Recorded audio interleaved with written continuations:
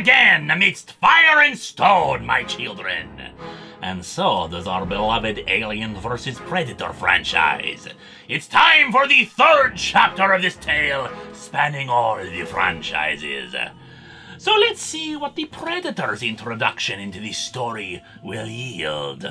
The story picks up from the first chapter of the Fire and Stone saga, the Prometheus portion. In that, a group of mutineers led by Security Chief Galgo elected to leave their compatriots behind on LV-223 and head for greener pastures after their encounters with the xenomorphs. During that time, astrologist Francis Lane had injected some of the black goo into their android, Eldon, in the hopes of uncovering its secrets, and instead created some kind of creature that the xenomorphs are all too happy to work with. Now on their way back to human territory, Galgo prepares his crew, along with the captured Francis, to be placed in cryosleep for the 2-year journey back, only to be stopped by Eldon, in command of a ship infested with xenomorphs. He demands that Francis be turned over to him, and Galgo is only too happy to do so.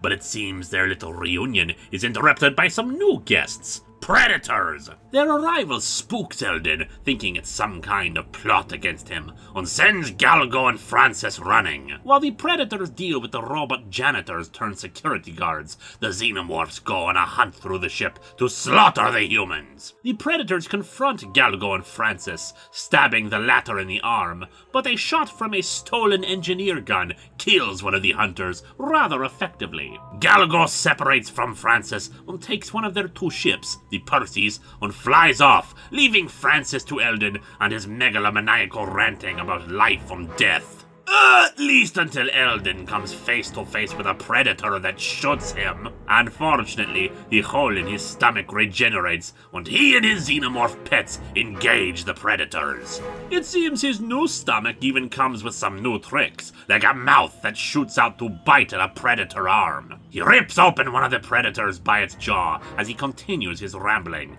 its compatriot finishing up some xenomorphs and recognizing Eldon's accomplishment. It burns his head in the traditional manner of the hunters, though the acid wound heals quickly, and Eldon is all too happy to let it go and continue his search for Francis. However, it seems he was a bit too quick to walk away, since the predator whose head he tore up has his head healed by the black goo. Admittedly, my children, he is still a bit of an ugly mother hunter, but it is better than not having half your face.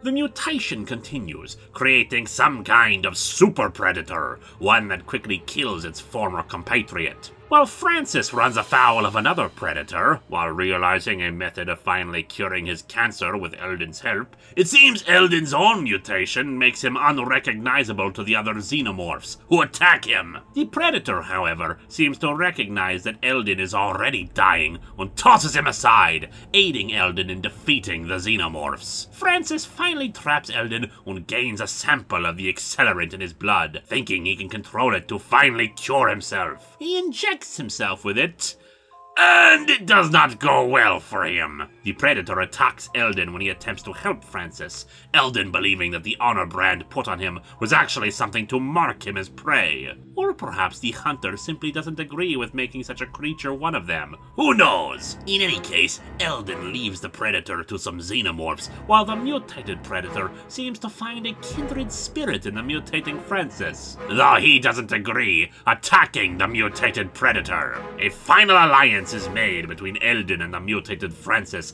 as they kill the mutated predator, and the two finally get to have their little talk. Francis tells Eldon that he is his legacy, living forever. And he dies.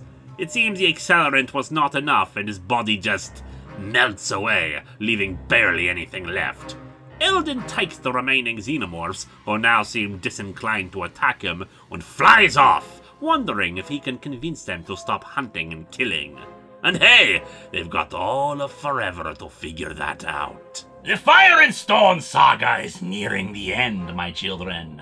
What futures are there for Eldon, for Galgo, for any of those left alive in this bloodbath? Well, I suppose we'll find out eventually.